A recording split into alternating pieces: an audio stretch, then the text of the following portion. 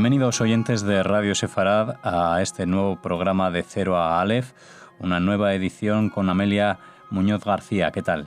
Buenas tardes.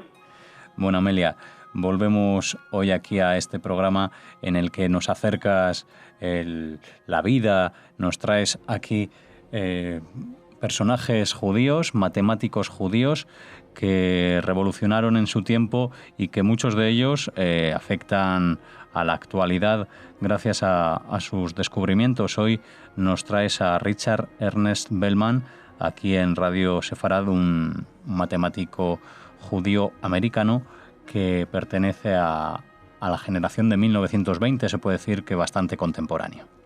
Pues sí, en efecto, y además este hombre revoluciona la manera de trabajar con problemas con ordenador, dado que elabora un sistema por el cual se puede ahorrar mucho tiempo a la hora de llevar a cabo la resolución de un problema donde se repita cierto tipo de procesos.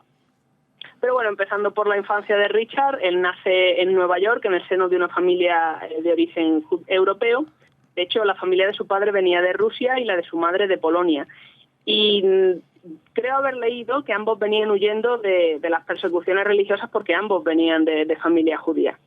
Bellman acude a la universidad acude al instituto, en la propia Nueva York, en el centro Abraham Lincoln, y ya desde joven va a mostrar su interés por las matemáticas. Toma parte en la Liga Interescolar de Álgebra y llegó a ser el mejor del concurso. Sin embargo, Bellman no solamente se va a interesar por las matemáticas, sino también por un amplio espectro de materia. Entre otras va a estar la psicología y la física. De hecho, él se decide al principio estudiar para ser físico teórico y elige el City College de Nueva York en 1937 para entrar. Esta era una universidad excelente y tenía la ventaja de ser gratuita en ese momento, lo cual era importante, porque la infancia de Bellman tiene lugar durante la Gran Depresión Americana, cuya consecuencia para la familia fue pasar ciertas estrecheces. De hecho, para su segundo curso se cambia al Brooklyn College porque está más cerca de casa y porque se puede ahorrar tanto las horas diarias de tren de ida y venida como el dinero del billete. Además, este cambio se refleja también en su estudio. Decide pasarse a matemáticas porque le resultan más fáciles y más intuitivas. También en su época en Brooklyn College va a tomar parte en estas competiciones interescolares, específicamente como uno de los 3 miembros de su facultad en el torneo de matemáticas Lowell-Putnam. Bueno, la competición de matemáticas William Lowell-Putnam, fundada por Elizabeth Putnam en honor a su marido en 1927, esta competición va a tener lugar desde 1938 y los exámenes los pone la Asociación Americana de Matemáticas. Está dirigida a universidades estadounidenses y a universidades canadienses, aunque sus miembros pueden ser de cualquier nacionalidad, siendo los premios dinero en metálico para los mejores estudiantes y para las mejores universidades. Y se le concede una beca para Harvard a uno de los estudiantes del top 5. Esto puede resultar llamativo, que sea del top 5 y no justo del primero, pero es que se considera que los 5 mejores no hay uno por encima del otro, sino llegar a esa altura ya es suficiente.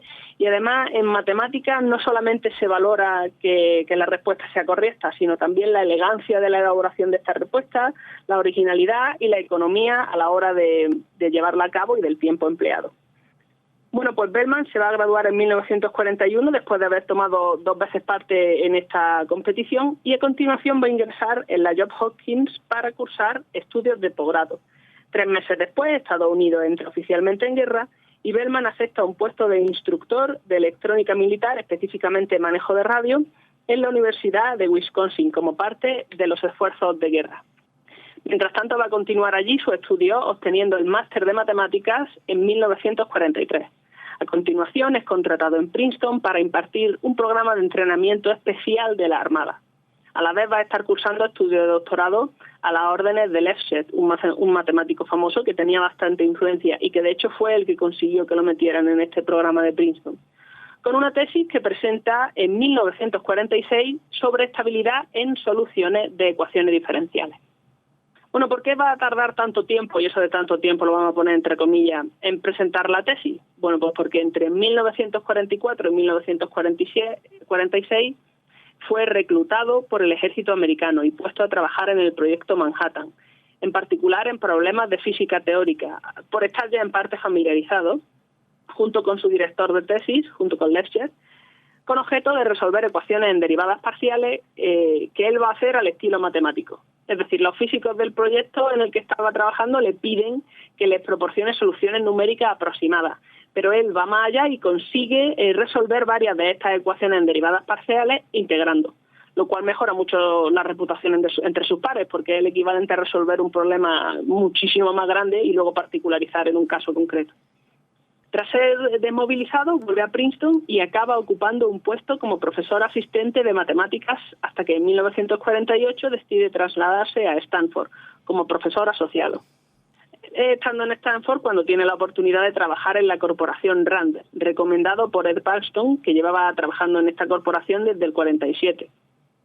Bueno, la corporación Rand, que debe su nombre a la idea de Research and Development, investigación y desarrollo, es consecuencia de la locura investigadora que caracteriza la Segunda Guerra Mundial con objeto de coordinar investigación científica y necesidades militares, que en ese momento tenían que ir muy de la mano. Actualmente va a ayudar al gobierno americano en la toma de todo tipo de decisiones, no solamente militares, aunque sí que es cierto que parte de sus investigaciones son actualmente clasificadas.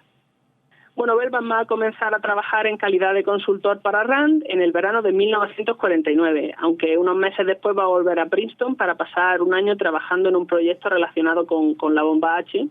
Va a recuperar su puesto en Stanford un tiempo después, donde va a trabajar con carácter fijo. Él ya tenía lo que se llama un trabajo fijo dentro de lo que cabe. Uh-huh. Y sin embargo decide abandonarlo con carácter definitivo en 1952 e irse a trabajar a Rand durante 13 años más, como investigador matemático. Su trabajo se va a centrar en tres aspectos de la matemática aplicada: programación dinámica, teoría de control y sistemas de respuesta tardía. La programación dinámica es un método para disminuir el tiempo de ejecución de un algoritmo mediante el uso de lo que se denominan subproblemas y subestructuras óptimas, entendiendo como un subproblema a los pequeños problemillas o situaciones particulares que surgen al resolver un problema grande. Es decir, vamos a poner un ejemplo veraniego. Imaginémonos que nos decidimos a irnos de vacaciones. Eso trae consigo un montón de cuestiones, ¿no? ¿Dónde te vas? ¿Cuántos días? ¿Quién te va a regalar las plantas? Bueno, pues es mucho más fácil, mucho más corto resolver este problema encontrando una solución para cada una de las cosas que surgen en vez de intentar encontrar una única manera de resolverla todo de golpe. Además, una vez separado en trocitos manejables, es más fácil o más bien es posible encontrar soluciones óptimas a nuestros problemas. Uh-huh, si unimos todas nuestras pequeñas soluciones óptimas, nos sale la solución global, que además va a ser la mejor. En nuestro ejemplo, seguro que antes o después podríamos encontrar un agente de viajes que se prestara a regarnos las plantas cuando estuviéramos fuera, pero ¿hasta qué punto va a ser su oferta la mejor, económicamente hablando? Pues lo que hacemos es eso, partirlo en trocitos y unirlo todo.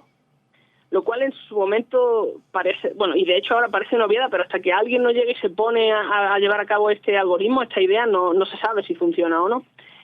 Y de hecho es mejor encontrar una persona para cada cosa, un sistema para cada cosa, y además en matemáticas está la cuestión de que a veces los problemas se van a repetir y el proceso permite guardar la solución, el método en que se ha solucionado este problema, para usarlo más veces si esta cuestión surge de nuevo. Lo que se llama el fenómeno de los problemas superpuestos, que permite además ahorrar mucho tiempo, porque una vez que lo has resuelto lo único que tienes es que ejecutarlo para cada una de las pequeñas cuestiones.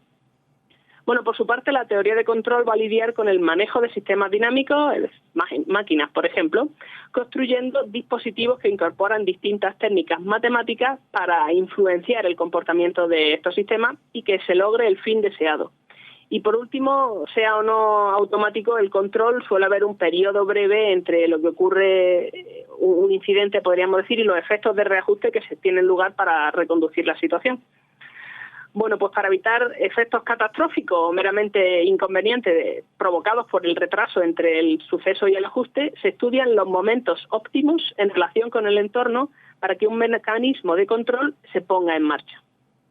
Bueno, pues el método de programación dinámica, el primero de los tres que he mencionado, lo inventa y lo desarrolla Bellman en la década de 1950 y va a tener numerosas aplicaciones en ingeniería, en informática, en economía y un largo etcétera. Y en general se va a poder aplicar en cualquier entorno donde puedas dividir un problema grande en trocitos, en sus problemas más sencillos, de manera recursiva.